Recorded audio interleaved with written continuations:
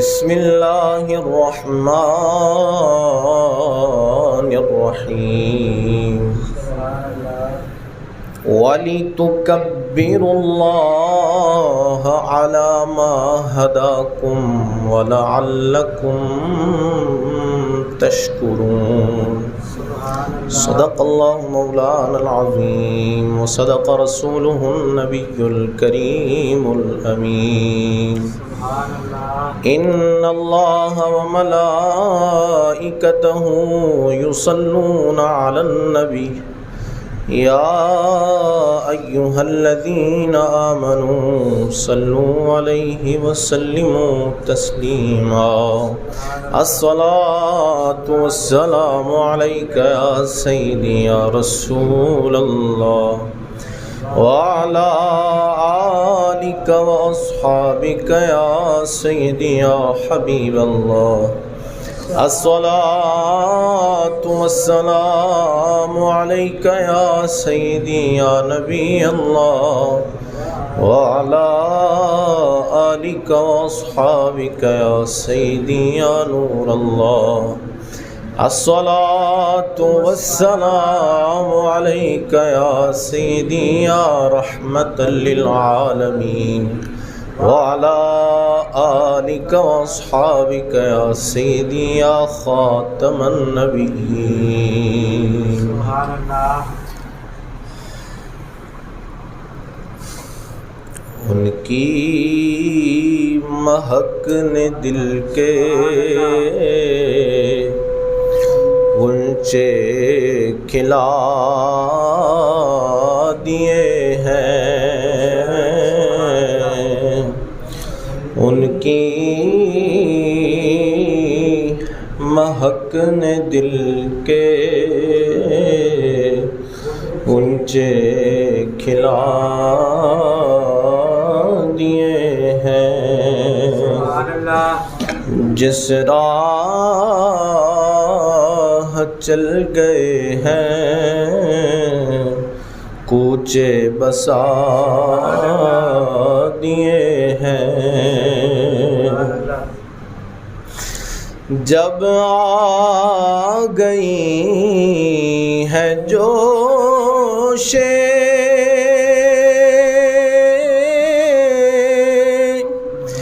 رحمت پہ ان کی آنکھیں جلتے بجھا دیے ہیں روتے ہنسا دیے ہیں جلتے بجھا دیے ہیں روتے ہنسا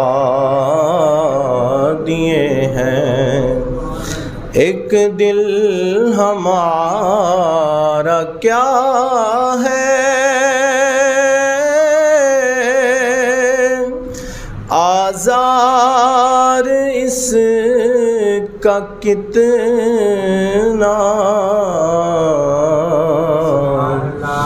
تم نے تو چلتے پھرتے مردے جلا دیے ہیں تم نے تو چلتے پھرتے مردے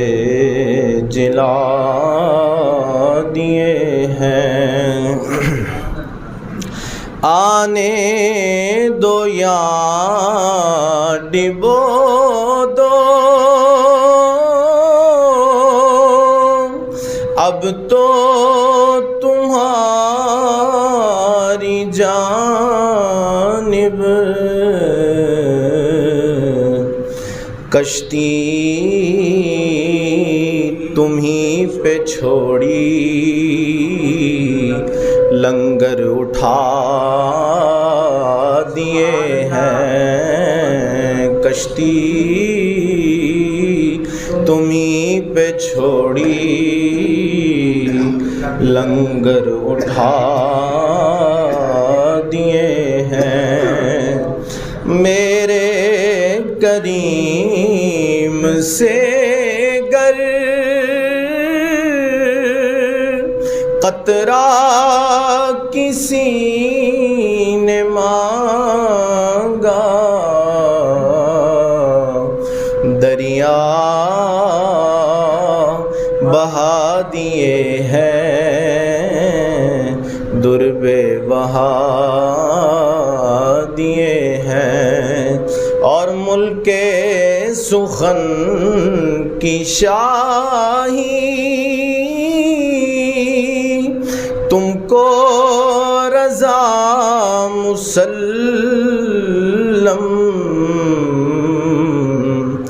جس سمت آ گئے ہو سکے بٹھا دیے ہیں، جس سمت آ گئے ہو سکے بٹھا دیے ہیں، ان کی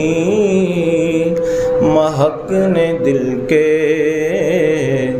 غنچے کھلا دیے ہیں۔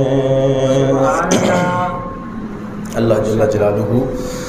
و اتم برہانہ و اعظم شانہ کی بارگاہ اقدس میں حمد و ثنا اور سرکار مدینہ راحت قلب و سینہ، باعث نزول سکینہ، صاحب معطر و معنبر پسینہ، حضور سرور عالم شاہ آدم و بنی آدم، رسول محتشم شفیع معظم احمد مجتبی محمد مصطفیٰ صلی اللہ تعالی علیہ وعلی آلہ واصحابہ وبارک وسلم کی بارگاہ میں ہدیہ درود و سلام عرض کرنے کے بعد معزز سامعین السلام علیکم ورحمۃ اللہ۔ سامعین عزیز شام، رسول کریم علیہ السلام کی ذات پر درود پاک پڑھنے کی بے شمار فضیلتیں اور برکتیں ہیں۔ میرے آقا صلی اللہ تعالی علیہ وآلہ وسلم نے ارشاد فرمایا، جو 10 مرتبہ صبح اور 10 مرتبہ شام مجھ پر درود پاک پڑھتا ہے، میری شفاعت اس کے لیے لازم ہو جاتی ہے۔ ہمیں جو ہے وہ کثرت کے ساتھ رسول کریم علیہ السلام پر درود پاک پڑھنے کی عادت بنانی چاہیے۔ اللہ عز و جل کا احسان عظیم ہوا کہ اس نے ہمیں رمضان المبارک جیسی نعمت عطا فرمائی، اور وہ نعمت ایک مہمان کی طرح ہمارے پاس تشریف لائی، اور اب جو ہے وہ نعمت ہم سے 11 ماہ کی جدائی ہمیں دے کر روانہ ہو چکی۔ جو خوش قسمت سے جو نصیب والے تھے، انہوں نے اس ماہ کے اندر نیکیاں کی، خوب روزے رکھے، تراویح ادا کی، اور کئی ایسے لوگ ہوں گے کہ جنہیں اللہ نے اپنے فضل و کرم سے بخشش کا پروانہ عطا فرمایا ہوگا، کیونکہ رمضان المبارک میں روزانہ سحری اور افطاری کے وقت میں 10 لاکھ ایسے لوگوں کو بخش دیا جاتا ہے کہ جن پر جہنم لازم ہو چکی ہوتی ہے، اور جمعے کے دن اس سے بھی زیادہ ثواب ہوتا ہے کہ ہر گھڑی میں 10 لاکھ لوگ جو ہے وہ بخشے جاتے ہیں اور معاف کیے جاتے ہیں۔ کئی لوگ ہوں گے کہ جنہوں نے اپنی بخشش کروائی ہوگی۔ رب ذوالجلال نے قرآن مجید میں ارشاد فرمایا، جو آیت میں نے آپ کے سامنے پڑھی ہے، یہ آیت کا کچھ حصہ ہے مختصر سا، سورہ بقرہ کی وہ آیات کے جن میں رمضان المبارک کا تذکرہ ہے، پھر اس کے آگے جو ہے وہ اللہ نے روزے کے متعلق کچھ احکامات ارشاد فرمائے ہیں۔ اسی آیت کا آخری حصہ ہے یہ، جس میں اللہ عز و جل نے فرمایا کہ یہ تمہیں اللہ نے نعمت عطا کی رمضان کا مہینہ، پھر تمہیں جو ہے وہ آسانیاں دیں کہ اگر سفر پر ہو تو تم روزہ چھوڑ سکتے ہو، بعد کے دنوں میں پورے کر لینا، یہ آسانیاں بھی تمہارے لیے کر دیں۔ یہ کس لیے نعمتیں عطا کیں؟ لِتُكَبِّرُ اللَّهَ، تاکہ تم اللہ کی بڑائی بیان کرو، اس کی تکبیر بولو، وَلَعَلَّكُمْ تَشْكُرُونَ، اور اس کا شکر ادا کرو۔ 2 چیزوں کا اللہ عز و جل نے حکم ارشاد فرمایا کہ جب رمضان پورا ہو جائے اس کے روزے تم رکھ لو، اس کی عبادتیں مکمل کر لو، اور اس کے بعد کے ایام جب آئیں تو وہ ایام وہ ہیں کہ جن میں تم نے یہ 2 کام لازمی کرنے ہیں اللہ عز و جل کے لیے، اور وہ ہیں اس کی تکبیر بیان کرنا، اللہ اکبر کہنا، اس کی بڑائی بیان کرنا، اور دوسرا اس کا شکر ادا کرتے رہنا۔ دوسرا جو ہے وہ اس کے سامنے شکر گزاری کرتے رہنا کہ اس نے ہمیں اس نعمت سے نوازا ہے۔ لفظ اللہ اکبر جو ہے، تکبیر جو ہے، یہ بڑی فضیلتوں والی چیز ہے۔ رسول کریم علیہ الصلوۃ والسلام نے ارشاد فرمایا کہ لفظ اللہ اکبر جو ہے یہ اس قدر جو ہے وہ اس کے اندر فضیلت اللہ عز و جل نے رکھی ہے کہ کل بروز قیامت یہ میزان کو بھر دے گا، میزان عمل کو یہ لفظ بھر دے گا کہ جو بندہ یہ ادا کرتا ہے لفظ، اس کو اتنا ثواب عطا کیا جائے گا کہ اس کے میزان عمل پر نیکیوں والے پلڑے میں جب اس کو رکھا جائے گا تو اس کا پلڑا بھر جائے گا اس کے ثواب سے، اس قدر ثواب اللہ عز و جل اسے عطا فرمائے گا۔ پھر اسی کی فضیلت میں رسول کریم علیہ الصلوۃ والسلام نے ارشاد فرمایا کہ اللہ اکبر کہنے سے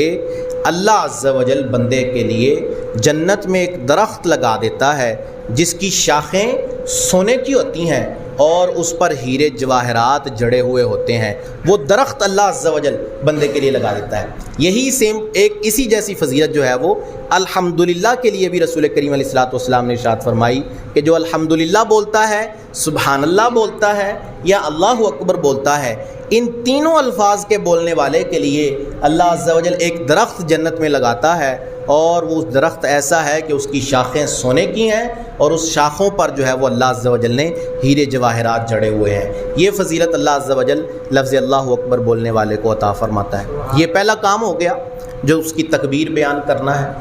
پھر دوسرا کام جو اس نے حکم ارشاد فرمایا کہ جب رمضان مکمل ہو جائے تو پھر کرنا ہے کہ اس کا شکر ادا کرنا ہے،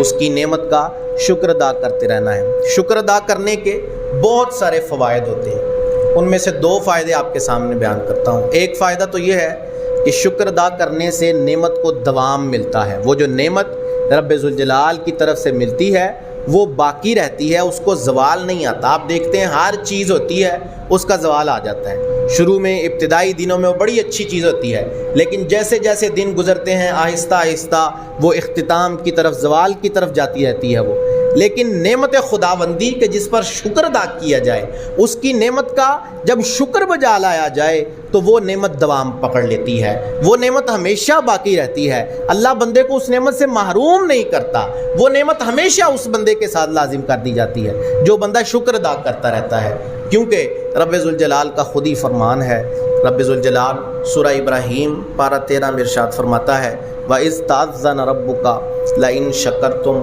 لَأَزِيدَنَّكُمْ وَلَئِن كَفَرْتُمْ إِنَّ عَذَابِي لَشَدِيدٌ۔ اس کے پچھلی آیتوں میں موسیٰ علیہ الصلوۃ والسلام کو اللہ عز و جل نے حکم دیا کہ اپنی قوم کو اللہ کی نعمتیں یاد کرواؤ، انہیں یاد کرواؤ کہ کیسے اللہ نے انہیں غلامی سے آزاد کیا کہ جہاں فرعون نے انہیں غلام بنا رکھا تھا، انہیں یاد کرواؤ کہ کیسے اللہ نے انہیں مصر کا مالک و مختار کر دیا جس کا فرعون اس کو غلام بنا کر رکھا ہوا تھا،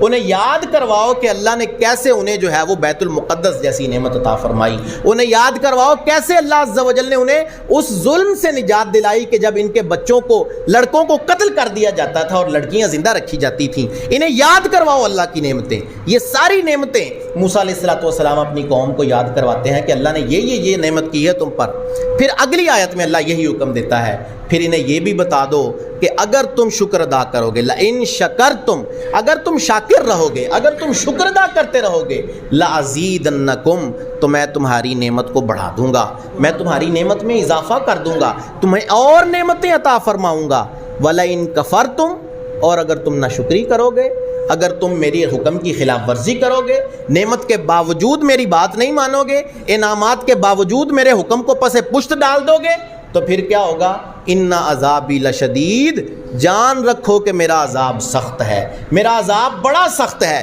کہ میں ہی وہ ہوں جس نے تمہیں نعمت عطا کی تھی، اور میں وہ قدرت رکھتا ہوں کہ وہ نعمت تم سے واپس چھین لوں۔ اترانا نہیں کبھی اپنی نعمت پر کہ ہمیں بڑی نعمتیں اللہ نے عطا کر دی ہیں، وہ نعمت جس نے عطا کی ہے وہی اس نعمت کو واپس لینے پر بھی قادر ہے، اس کے پاس یہ قدرت ہے کہ تم سے وہ نعمت واپس چھین لے، اور کوئی ایسا بندہ نہیں ہے، کوئی ایسی ذات نہیں ہے جو اس کی چھینی ہوئی نعمت تمہیں واپس لا کر دے سکے، جو اس کا چھینا ہوا انعام تمہیں واپس لا کر دے سکے۔ یہ اسی کا احسان اور اسی کا انعام ہے کہ وہ نعمت تمہیں عطا کرتا ہے، اور یہ اسی کا عدل و انصاف ہے کہ وہ تم سے اپنی نعمت کو واپس لے لیتا ہے. نعمت واپس لینے میں ظلم نہیں فرماتا اللہ، کیونکہ اللہ خود فرماتا ہے وما ربک بظلام للعبید، تمہارا رب اپنے بندوں پر ظلم نہیں کرتا. یہ بندے ہی ہیں جو خود اپنی جانوں پر ظلم کرتے ہیں، یہ بندے ہی ہیں جو خود اپنی جانوں پر ظلم کرتے ہیں. جب موسیٰ علیہ السلام طور پر تشریف لے گئے رب ذوالجلال سے کلام کرنے کے لیے،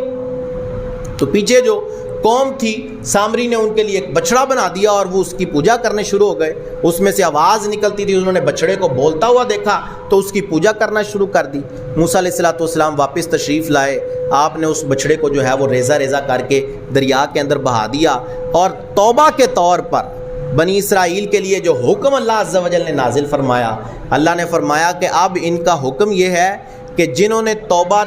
نے جو ہے وہ اس بچڑے کی عبادت کی تھی، اس کی پوجا کی تھی، وہ سارے کے سارے چونکہ مجرم ہیں، تو اب وہ بنی اسرائیل والے جو اس کی عبادت سے پاک رہے تھے، انہوں نے عبادت نہیں کی تھی، وہ سب مل کر ان دوسرے لوگوں کو قتل کریں گے، اور یہی ان کی توبہ ہوگی. اب اس حکم پر اللہ عز و جل نے جب انہیں یہ حکم دیا تو سب کے سب راضی ہوئے، انہوں نے کہا ہم توبہ کریں گے. تو اسی حکم کی بنا پر ایک ہی دن کے اندر 70,000 بنی اسرائیل کو قتل کیا گیا. ایک دن کے اندر 70,000 بنی اسرائیل کی جو تعداد تھی انہیں قتل کر دیا گیا ان کے اس جرم پر. لیکن اللہ عز و جل نے جب یہ سارا واقعہ بیان فرمایا تو آیت کے آخر میں فرمایا کہ اللہ نے ان پر ظلم نہیں کیا، وَلَٰكِنْ كَانُوا أَنفُسَهُمْ يَظْلِمُونَ، وہ خود ہی اپنی جانوں پر ظلم کرنے والے تھے. کیوں؟ کیونکہ انہوں نے رب کی نعمت کی ناشکری کی. اللہ نے انہیں اتنی نعمتیں عطا فرمائیں، فرعون سے چھٹکارا دے دیا، جو فرعون کی ملکیت میں چیزیں تھیں، جو انعامات فرعون کے لیے تھے، وہ سب کے سب اللہ نے بنی اسرائیل کے حوالے کر دیے.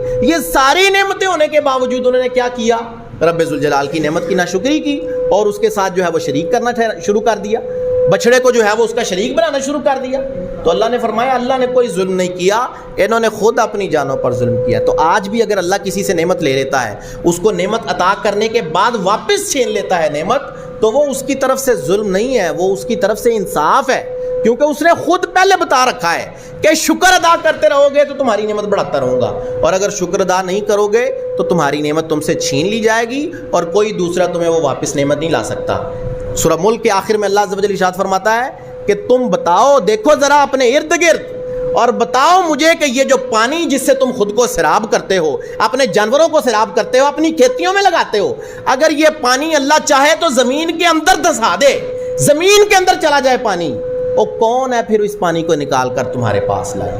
کون ہے جو تمہارے پاس اس پانی کو لے آئے جو نعمت اللہ نے تم سے چھین لی تھی؟ کسی میں طاقت نہیں ہے، یہ اس کا احسان ہے کہ اس نے نعمت عطا کی. تو رمضان بھی اسی کی طرف سے ملنے والی ایک نعمت تھی جو اس نے عطا فرمائی. اسی لیے اس نے حکم دیا کہ رمضان تمہیں عطا کیا، تمہارے لیے آسانیاں پیدا کی رمضان کے اندر، تمہارے لیے رخصتیں پیدا کی رمضان کے اندر، تمہارے لیے نعمتیں رکھی رمضان کے اندر، بخشش کے پروانے رکھے تمہارے لیے، تمہاری بخشش کا سامان کر دیا رمضان کے اندر، ہر چیز تمہارے لیے تیار کر دی. تو پھر ان ساری نعمتوں کا بدلہ یہ ہے کہ تم اس کی تکبیر بولتے رہو اور اس کا شکر ادا کرتے رہو، اس کی ناشکری نہ کرو، اس کی ناشکری کبھی نہ کرو.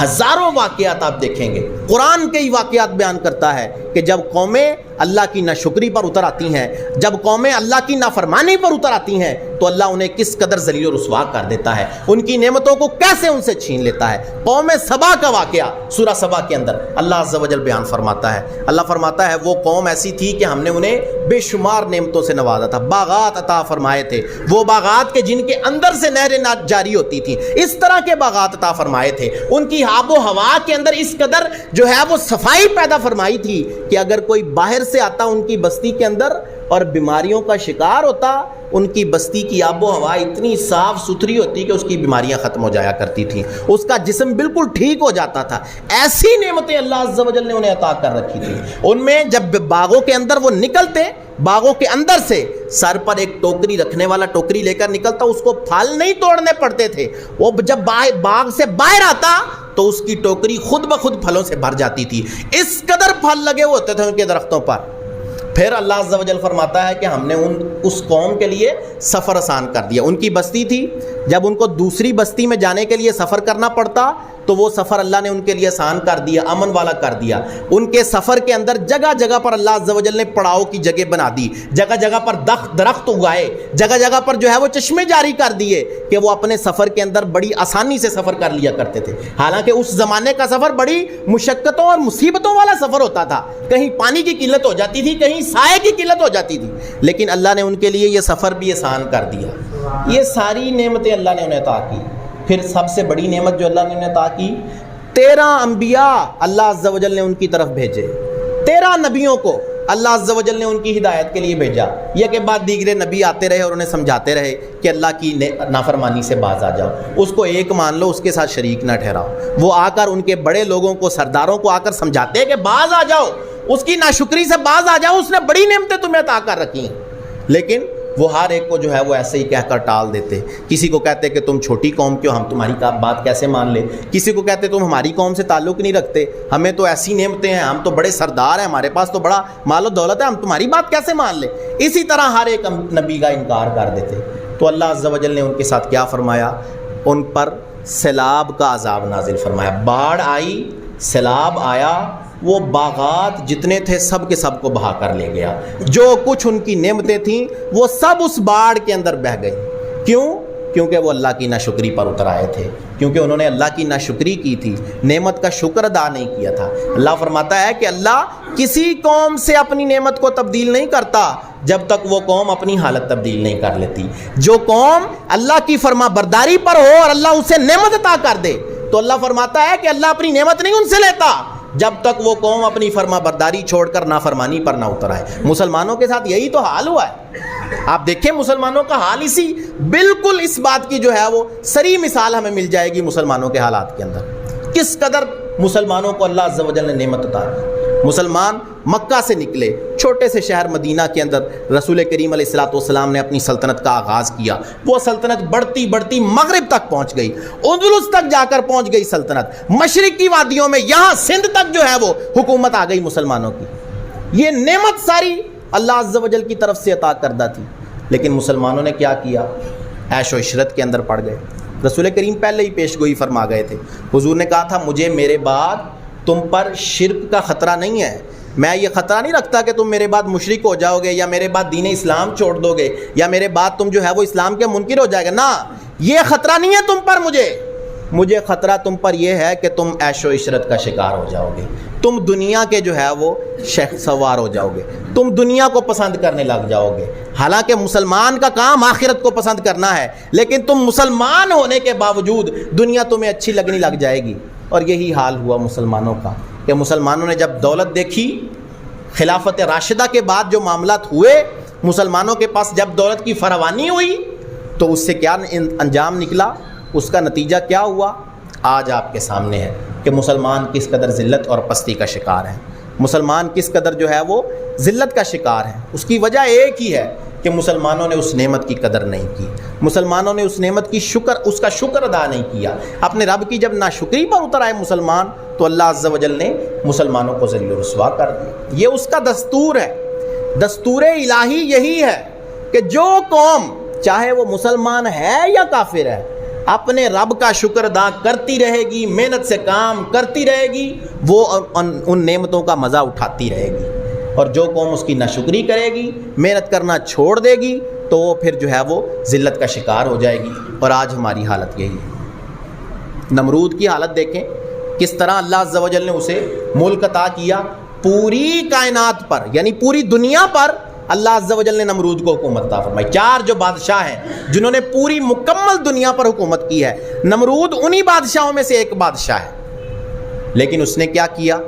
اس نے بھی وہی کیا کہ اس نے اپنے رب کی نافرمانی کی, اس کے ساتھ شریک ٹھہرایا, خود کو خدا کہنا شروع کر دیا. تو اللہ عز و جل نے اس کی نعمت جو ہے وہ اس سے واپس چھین لی. ایک چھوٹے سے مچھر کے ذریعے اللہ عز و جل نے اسے ذلیل و رسوا کر دی. ایک چھوٹا سا مچھر اس کی موت کا سبب بن گیا, حالانکہ وہ پوری جو ہے وہ ملک کا مالک تھا, پوری دنیا کا مالک تھا.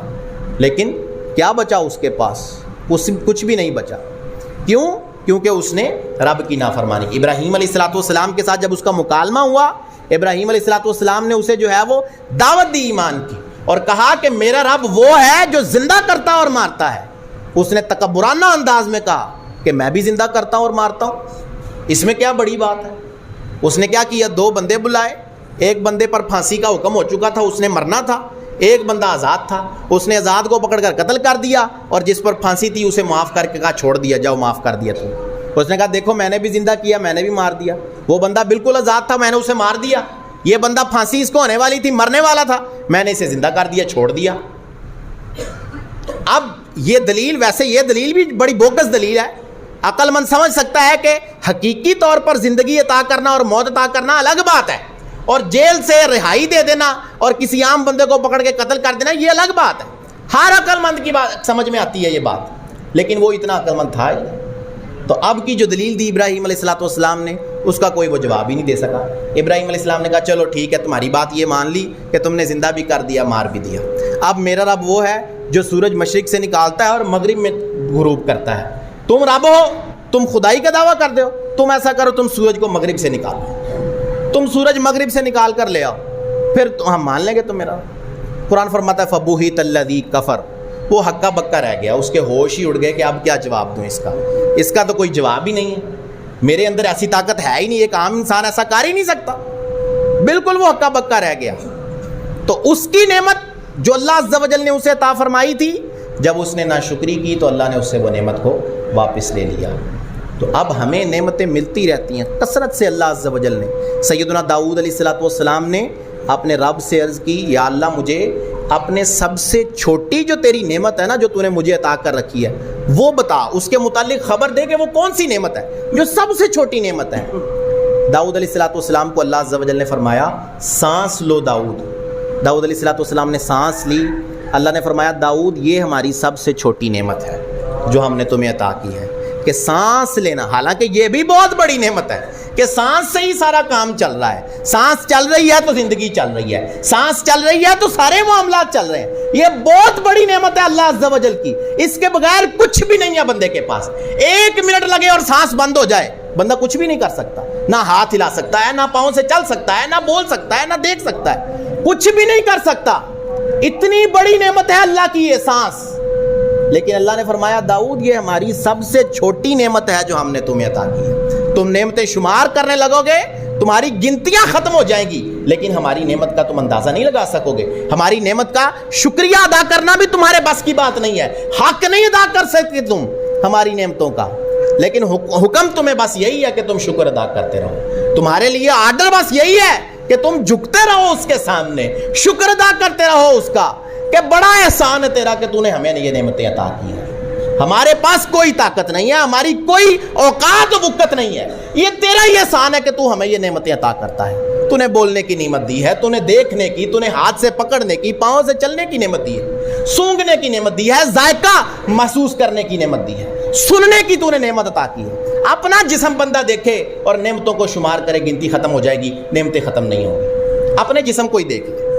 باہر کی نعمتیں وہ بعد کی باتیں ہیں، تو پھر اس قدر نعمتیں ہوں تو حل جزاء الاحسان الا الاحسان، احسان کا بدلہ احسان ہی ہوتا ہے، احسان کا بدلہ ناشکری نافرمانی نہیں ہوتا، نعمتوں کا بدلہ ناشکری نافرمانی نہیں ہوتا،